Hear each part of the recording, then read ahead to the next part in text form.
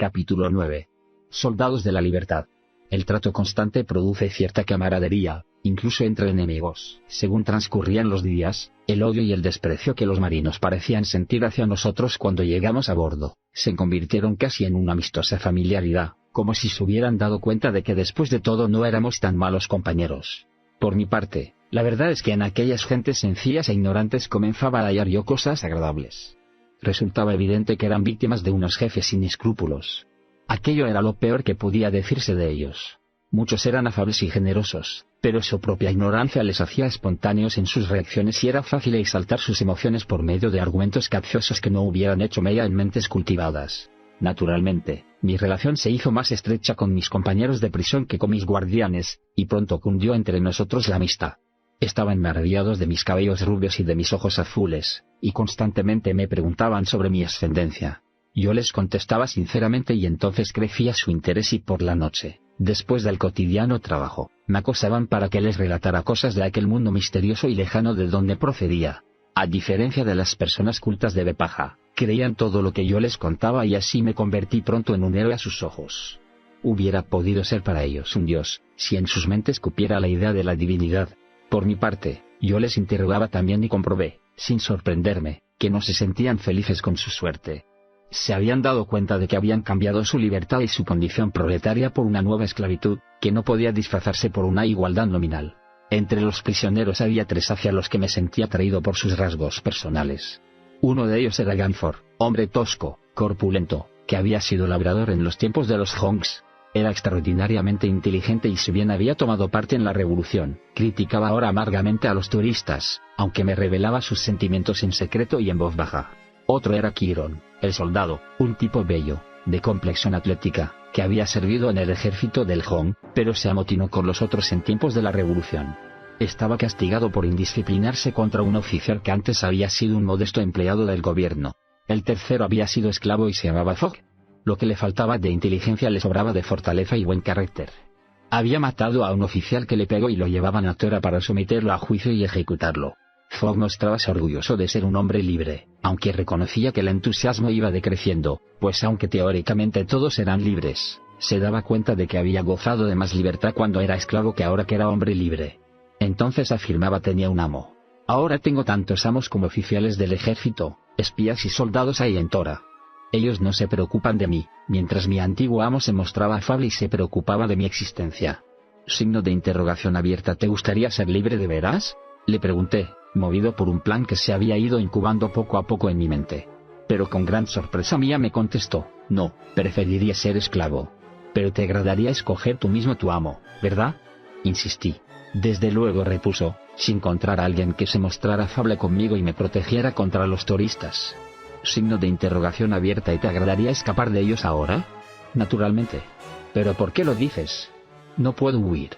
Sin ayuda, desde luego que no asentí, pero si se te unieran otros, ¿te decidirías a intentarlo? Signo de interrogación abierta. ¿Por qué no? Me llevan a Tora para matarme.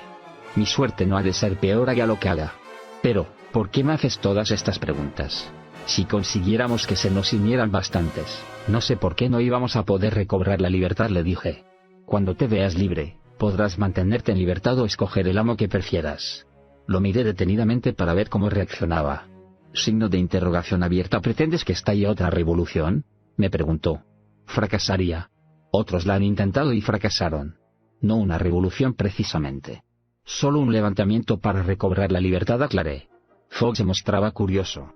Pero, ¿cómo? No sería difícil de que unos cuantos hombres se apoderaran del barco, sugerí. La disciplina está relajada y la guardia, de noche, es muy exigua. Si a los centinelas se les sorprendiera, no ofrecerían mucha resistencia. Los ojos de Fogg brillaron. Si triunfásemos, muchos de la tripulación se nos unirían, dijo. Pocos son los que se sienten felices y la mayoría odia la oficialidad. Estoy seguro de que los prisioneros se incorporarían a nosotros como un solo hombre. Pero debes tener cuidado con los espías porque andan por todas partes. Ese es el mayor peligro que corres. Estoy seguro de que entre los prisioneros hay por lo menos un espía. Signo de interrogación abierta. ¿Qué opinas de Ganfor? Le pregunté. ¿Te parece de confianza? Puedes confiar en Ganfor, aseguró Fogg. Aunque habla poco, leo en sus ojos que odia a los oficiales. Signo de interrogación abierta. ¿Kiron? Excelente, exclamó. Desprecia a esa gente y no se preocupa de que lo sepan. Por eso está en el calabozo. No es su único delito y corren rumores de que piensan ejecutarlo. Está acusado de alta traición. Yo creí que solo había contestado mal a un oficial negándose a obedecer. Le dije: eso es alta traición, si quieren deshacerse de él. Puedes tener confianza en Kiron. ¿Quieres que le hable del asunto? No le advertí. Le hablaré yo, igual que a Ganfor. Así, si fracasamos antes de la rebelión, o algún espía averigua nuestro complot, tú no te verás complicado. Poco me importa eso, exclamó. Solo me pueden matar por un delito y lo mismo me da que sea por uno como por otro. No obstante, les hablaré y, si resuelven a unirse a nosotros, ya decidiremos juntos el medio de aumentar el número. Fogg y yo habíamos estado trabajando juntos en la limpieza de la cubierta, y hasta que llegó la noche no tuve ocasión de hablar con Ganfor y Kiron. Los dos se mostraron entusiasmados con el plan, pero ninguno tenía fe en su éxito. A pesar de ello, los dos me ofrecieron su ayuda. Entonces fuimos a buscar a Fogg, y los cuatro cambiamos impresiones hasta medianoche. Nos habíamos apartado a un rincón del calabozo y hablamos susurrando y con las cabezas juntas. Destinamos los días siguientes a conquistar adeptos, labor delicada, ya que todos me aseguraban que entre nosotros había un espía. Cada candidato era objeto de hábiles sondeos, utilizando medios distintos, encargándose Ganfor y Kiron de tal misión. Yo fui eliminado de estas gestiones, pues ignoraba sus ambiciones, sus esperanzas y sus rencores, y, desde luego, su psicología. También Fogg quedó al margen, por exigir esa misión mayor grado de inteligencia que la suya. Ganfor avisó a Kiron que no revelase el plan a ningún prisionero que confesara con demasiado descaro su odio hacia los toristas. Esa es una artimaña que adoptan los espías para evitar todo recelo de traición y para tentar a los otros a confesar su apostasía. Escoged a quienes hayan sufrido verdaderos agravios y se muestren muy reservados, aconsejé. Sabía yo muy poca cosa del manejo del barco, si conseguíamos capturarlo, y traté de ello con Ganfor y Kiron. Sus explicaciones me sirvieron de orientación, aunque no fueron todo lo detalladas que yo hubiera deseado. Los antorianos habían concebido una brújula similar a la nuestra. Según me contó Kiron, señalaba siempre hacia el centro de Antor, es decir, hacia el centro de la mítica zona circular que lleva por nombre Strabol, o Tierra Caliente. Esta afirmación me daba a entender que nos hallábamos en el hemisferio sur del planeta. La aguja de la brújula tenía dirección norte, hacia el polo magnético norte. Como no existe sol, luna ni estrellas, la navegación tiene que orientarse a ciegas. Debido a esto han perfeccionado instrumentos de extremada precisión, que localizan la costa a gran distancia, determinando esta con justeza, así como su dirección. Cuentan además con otros instrumentos para determinar la velocidad, longitud de millas y rumbo, y del mismo modo la profundidad. También recogen los sonidos en un radio de 1 milla. En todos los instrumentos de medición de distancia se utiliza la radioactividad de los núcleos de varios elementos. El rayo gamma, al que ellos dan, desde luego, otro nombre, es invulnerable contra las fuerzas magnéticas más intensas y resulta, naturalmente, el medio ideal para este fin. Se mueve en línea recta y a una velocidad uniforme, hasta que encuentra un obstáculo, ante el que, aunque no interrumpe su expansión, la retarda y el instrumento se encarga de recoger este retraso y la distancia que ocurrió. El instrumento capta la distancia que media entre el barco y el fondo del océano, donde los rayos encuentran resistencia, trazando un triángulo rectángulo en el que está representada esta distancia por la hipotenusa. Es fácil de calcular tanto la profundidad del océano como la distancia desde el barco, ya que se dispone de un triángulo del que se conoce un lado y los 3 ángulos.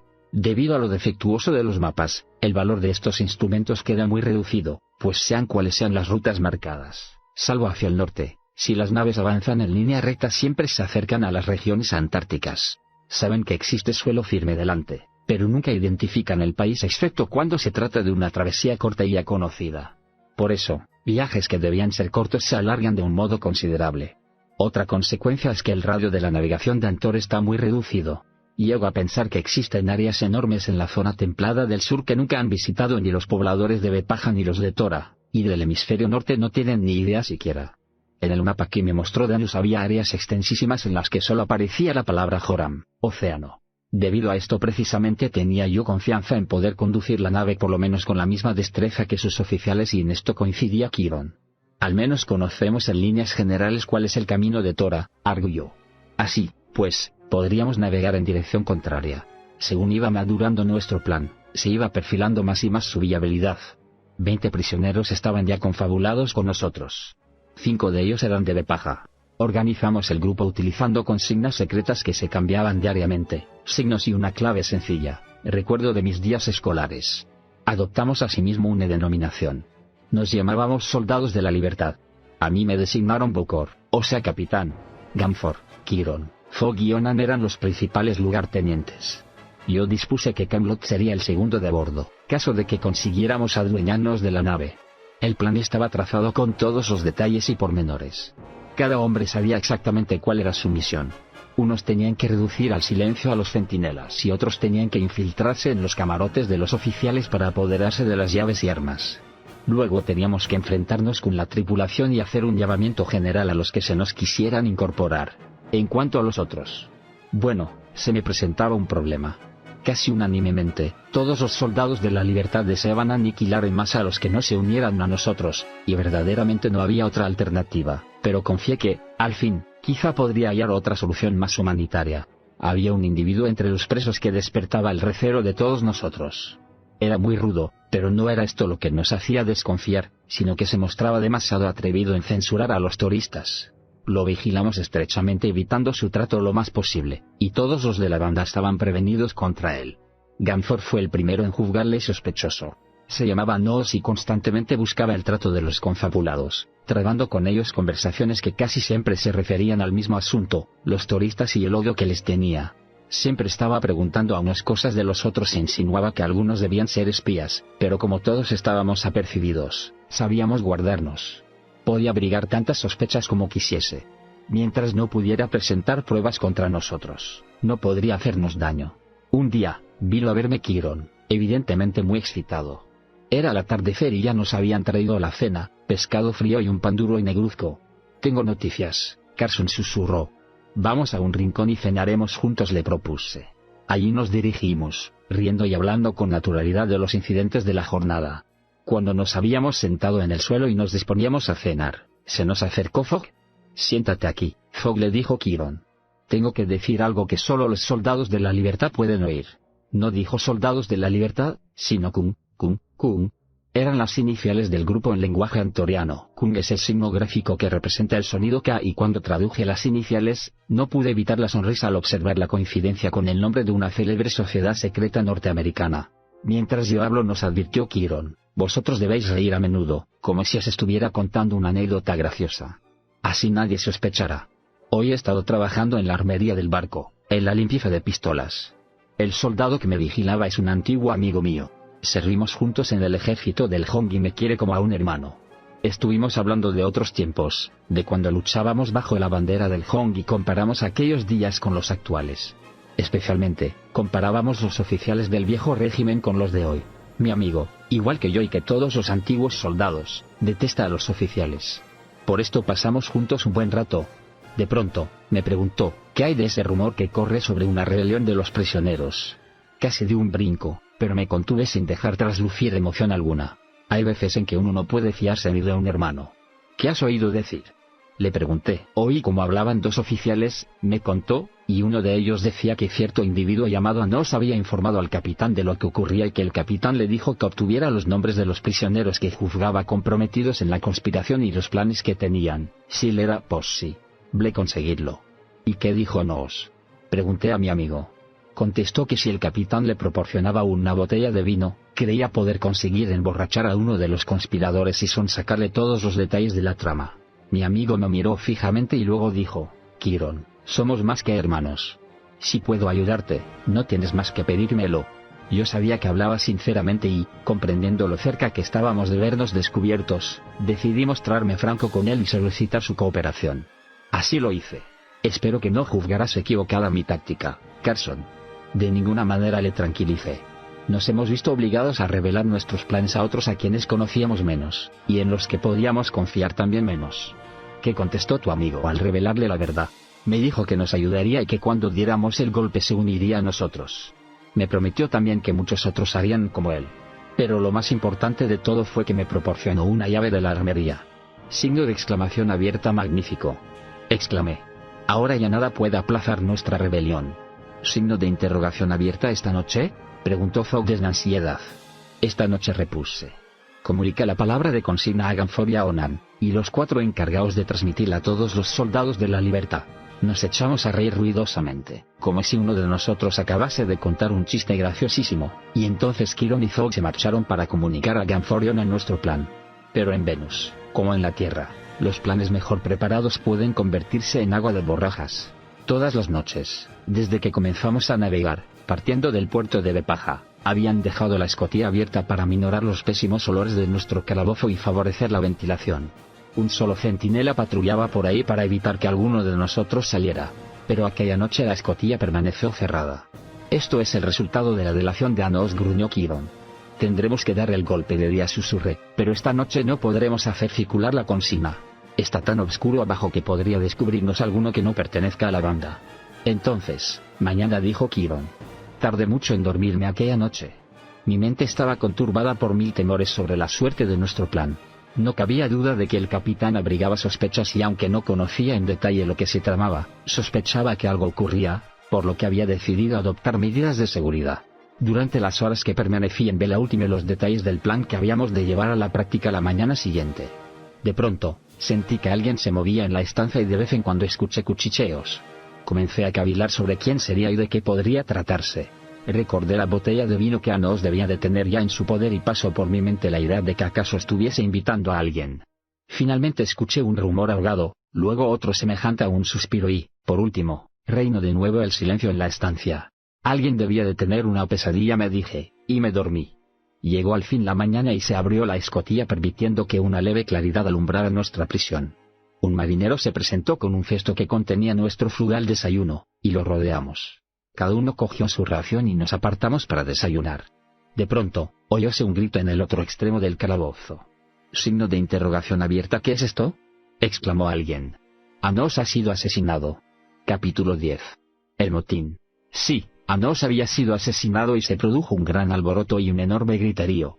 Más alboroto y más griterío, a mi modo de ver, de lo que lógicamente debía ocasionar la muerte de un simple prisionero. Los oficiales y los soldados irrumpieron en el calabozo. Encontraron a Anos tendido boca arriba con una botella de vino al lado. En su garganta observábanse las huellas de unos dedos vigorosos. Había perecido estrangulado. Se nos llevó prestamente a cubierta y se nos sometió a un registro por orden del capitán para ver si llevábamos armas. El propio capitán de la nave dirigía la investigación y se mostraba enfurecido y excitado, y, según me pareció, manifiestamente atemorizado.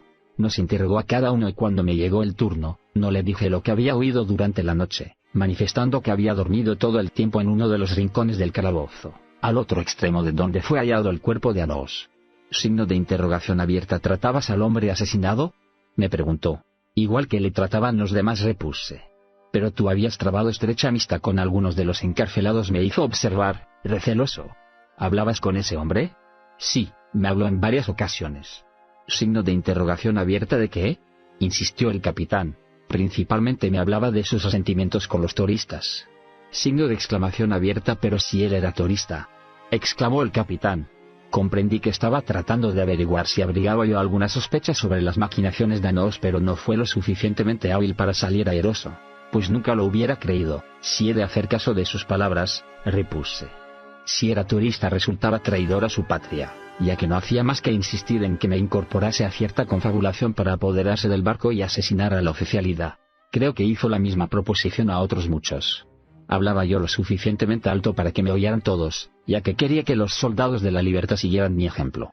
Si algunos de nosotros contaban lo mismo, tal vez quedaran los oficiales persuadidos de que la conspiración no pasaba de una trama que ideó el muerto para captarse simpatías y obtener recompensas de sus superiores. Esta táctica no era nueva entre los espías. Signo de interrogación abierta. ¿Y consiguió convencer a alguno de los prisioneros?, preguntó el capitán. Me parece que no. Todos se burlaban de él. Signo de interrogación abierta. ¿Tienes idea de quién ha podido asesinarlo? Probablemente algún patriota indignado por su felonía. Procedió a interrogar a otros en términos parecidos, y me satisfizo ver que todos contestaban lo mismo. El traidor los había acosado con sus perfidias, pero los soldados de la libertad rechazaron virtualmente sus propuestas. Fogg afirmó que no había hablado nunca con él, lo que me pareció cierto. Cuando el capitán hubo acabado su interrogatorio, estaba más lejos de la verdad que cuando comenzó las pesquisas y creo que se alejó bien convencido de que en la denuncia de Anos no había nada de cierto. Estuve bastante preocupado mientras se llevaba a cabo el registro por temor de que hallaran la llave de la armería encima de Chiron, pero no fue así. Más tarde me enteré de que se la había escondido entre el cabello. la noche anterior, como precaución ante una eventualidad como la que estaba ocurriendo. El día antoriano tiene 26 horas, 56 minutos, 4 segundos del sistema terrestre, que los antorianos dividen en 20 periodos iguales llamados T, denominación que, para mayor claridad, traduciré utilizando el equivalente más idóneo, la hora, aunque ésta se haya formada de 80.895 minutos. Se daban las horas a bordo por medio de una trompeta y se empleaba distinta tonalidad musical en cada hora del día. La primera hora, o sea la 1, coincidía con la presunta salida del sol. A tal hora se obligaba a los prisioneros a levantarse y se les daba el desayuno. 40 minutos después tenían que comenzar a trabajar y la jornada duraba hasta las 10, con un breve intervalo de descanso para almorzar a mediodía. A veces se nos permitía cesar en el trabajo a las 9, y hasta a las 8, a capricho de nuestros amos. Aquel día se reunieron los soldados de la libertad durante el periodo de descanso del mediodía y como yo estaba dispuesto a una acción inmediata, hice correr la voz de que daríamos el golpe por la tarde, en el momento en que el trompeteo diera las 7. Como muchos de nosotros trabajábamos en la popa, cerca de la armería, nos preparamos para irrumpir en ella, encargándose Kiron de abrirla, caso de que estuviera cerrada. Otros habían de atacar a los soldados que se hallasen más cerca utilizando cualquier objeto que pudiera servirles de arma, o con los puños si no disponían de ninguno, arrebatándoles los sables y las pistolas. 5 de nosotros teníamos que habérnoslas con los oficiales. La mitad de nosotros debíamos lanzar constantemente el grito de guerra, por la libertad, y la otra mitad se encargaría de arengar a los demás prisioneros y soldados para que se nos unieran. Era un plan insensato en el que solo mentes desesperadas podían depositar confianza. Se escogió las 7 de la tarde porque a esta hora los oficiales estaban casi todos ellos congregados en la sala de guardia donde se les servía un ligero refrigerio. Hubiéramos preferido dar el golpe por la noche, pero temíamos que continuara la medida de encerrarnos abajo y nuestra experiencia con Anos nos había enseñado que pudiera descubrir nuestra conspiración cualquier otro espía.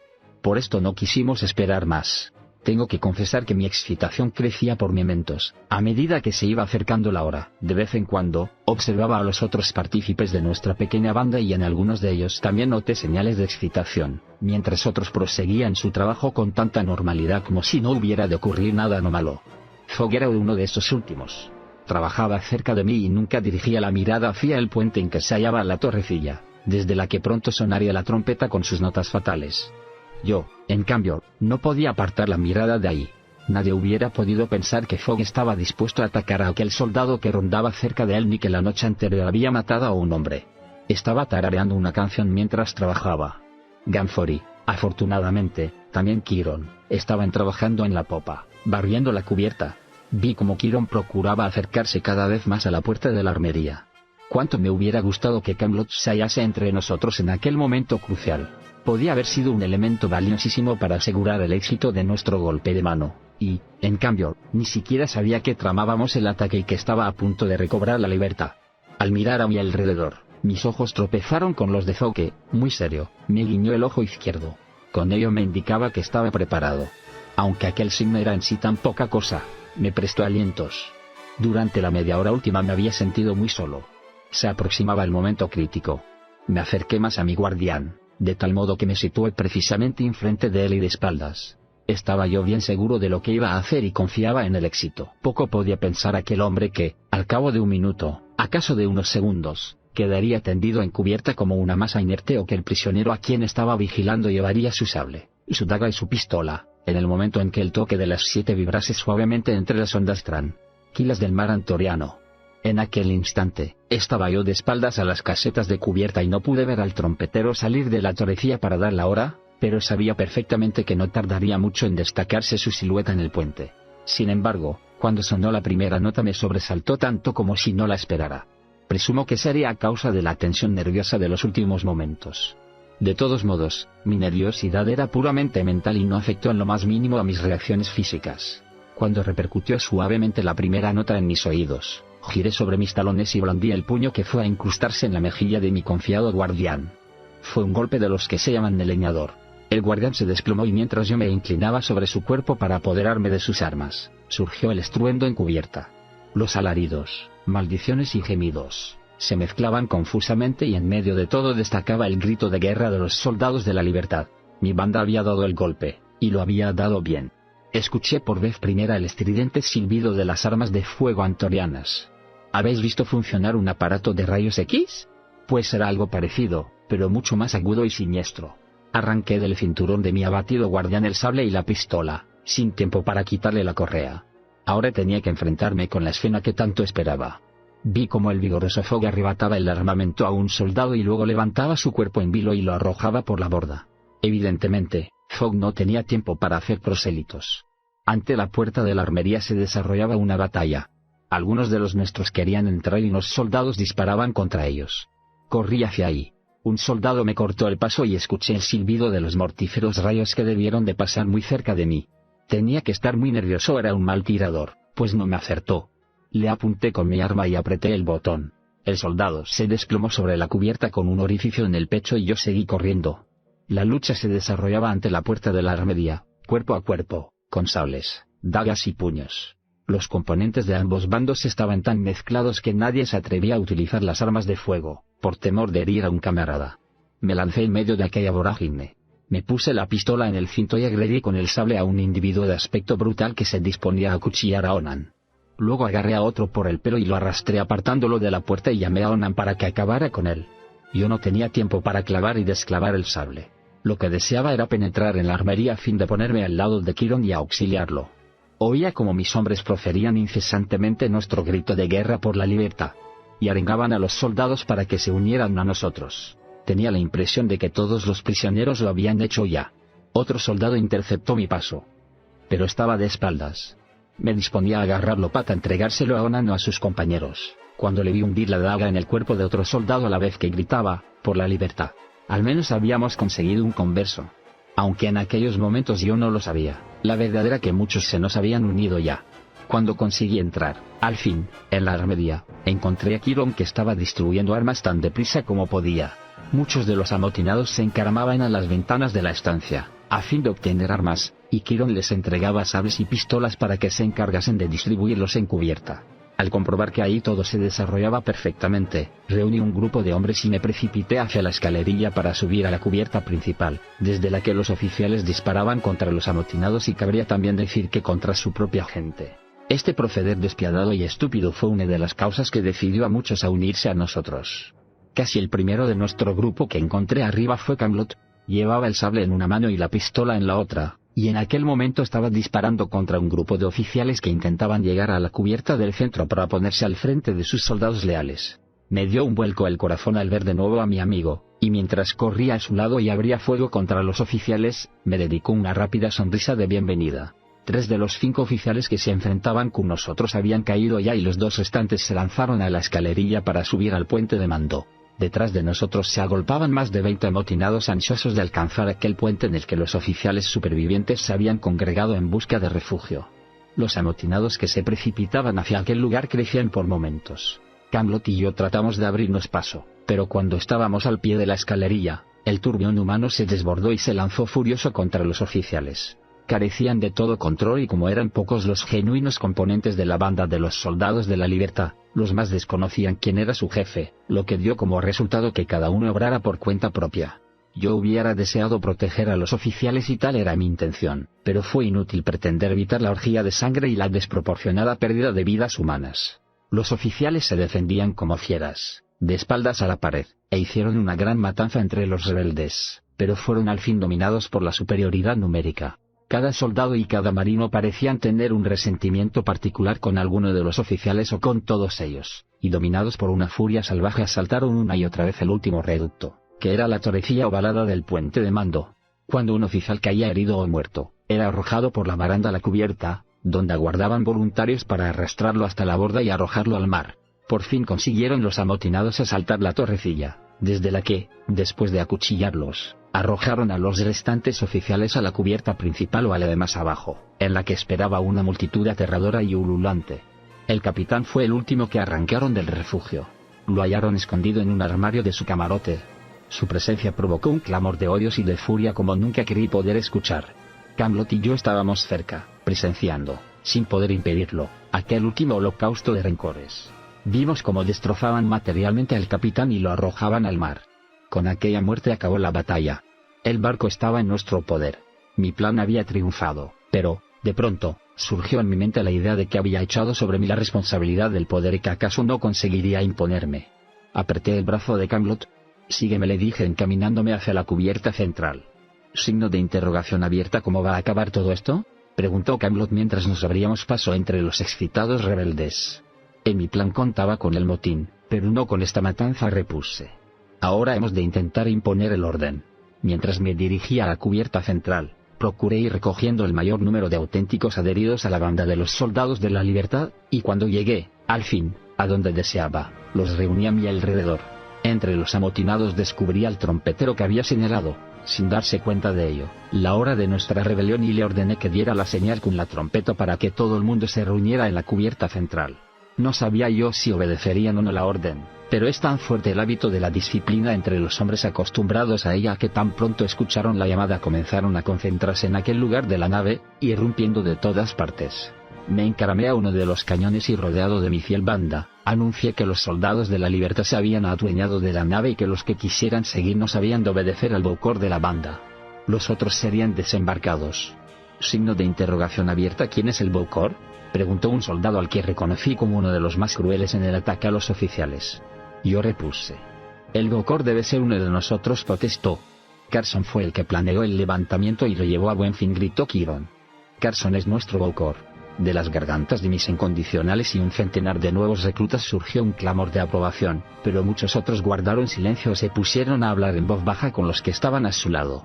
Entre estos últimos se hallaba Cog, el soldado que había hecho objeciones a mi jefatura, y comprendí que se estaba incubando una facción. Es necesario que todo el mundo vuelva a su puesto. El barco ha de seguir navegando y poco importa el que lo mande. Si hay algún problema sobre quién ha de ser el capitán, ya lo resolveremos después. Mientras tanto, yo soy el que ordena aquí. Camelot, Gamford, Kiron, Fogg y Onan son mis lugartenientes y conmigo se encargarán del mando de la nave. Todas las armas deben ser inmediatamente entregadas a Kiron, en la armería, excepto las de los que, por estar encargados de la vigilancia, deban llevarlas. Signo de exclamación abierta. A mí nadie me desarma, vociferó Cog. Tengo tanto derecho como cualquiera a llevar armas. Aquí todos somos hombres libres y yo no recibo órdenes de nadie. Fogg, que se había ido acercando mientras hablaba, le agarró por la garganta con una de sus manazas y con la otra le arrancó el cinturón. Tú acatas las órdenes del nuevo bocor o te tiro de cabeza al mar, gritó mientras le despojaba de su armamento y se lo entregaba a Kiron. Reinó un breve silencio y la situación se hizo tensa, casi amenazadora. De pronto, uno soltó una carcajada y gritó: a mí no me hace gracia la idea de que me desarmen. Como a Cog.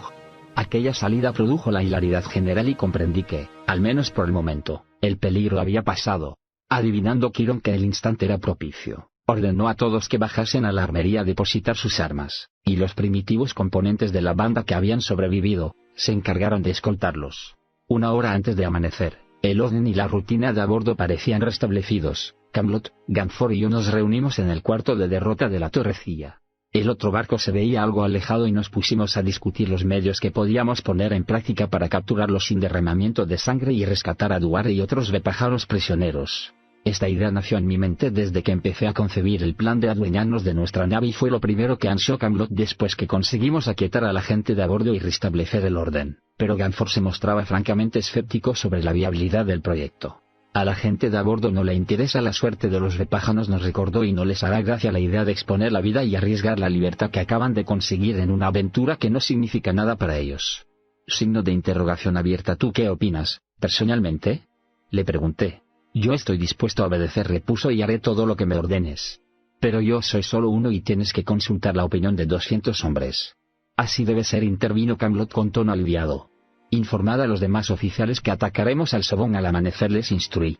Pero no podemos disparar contra el barco sin que corra peligro la vida de Duarte, objetó Camelot, alarmado. Pienso abordarlo, repliqué. A esa hora solo estarán despiertos los centinelas. En algunas ocasiones, se han acercado los dos barcos con el mar en calma, y por eso no despertará recelo que nos aproximemos ahora.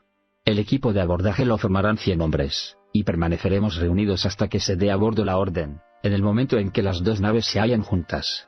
A esa hora de la mañana suele estar tranquilo el mar, pero si mañana no hubiera buena mar, habremos de aplazar el golpe para otro día. Da órdenes terminantes para que no haya matanzas inútiles. No debe matarse a nadie salvo si se resiste. Transportaremos al Sofal todas las armas pequeñas del Sobón y la mayor parte de sus provisiones, así como los prisioneros que lleva. Signo de interrogación abierta. ¿Y qué te propones hacer cuando hayas conseguido tu propósito? Preguntó Ganfor. De eso iba a hablar, pero primero quiero cerciorarme del estado de ánimo de los hombres que llevamos a bordo. Tú y Camelot os encargaréis de comunicar a los otros oficiales mi plan. Luego convocad a los soldados de la libertad y explicadles cuáles son mis intenciones. Una vez hecho esto, decidles que propaguen el proyecto entre el resto de la tripulación, comunicándoos los nombres de aquellos que no lo reciban de buen grado. Serán transportados más tarde al Sobong, con otros que decidiremos a última hora. A las 11, la gente debe de estar congregada en la cubierta principal y entonces les explicaré a todos mi plan, al detalle. Cuando Camelot y Ganfor se hubieron marchado para cumplir mis órdenes, yo volví al cuarto de derrota.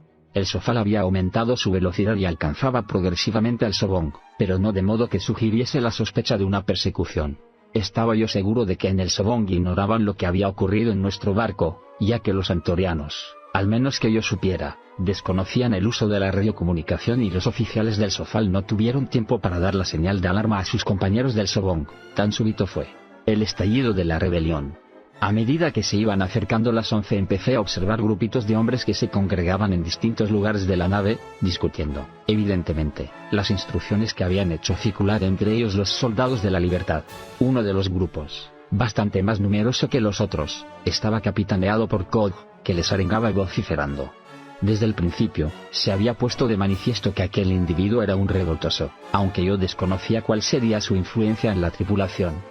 De todos modos, estaba convencido de que la emplearía contra mí y había adoptado la decisión de deshacerme de él tan pronto hubiéramos apresado el Sobong. La gente se congregó prestamente cuando la trompeta dio la hora y yo bajé por la escalerilla a fin de dirigirles la palabra. Me quedé en uno de los últimos peldaños, donde todos podían verme, dominándolos desde ahí.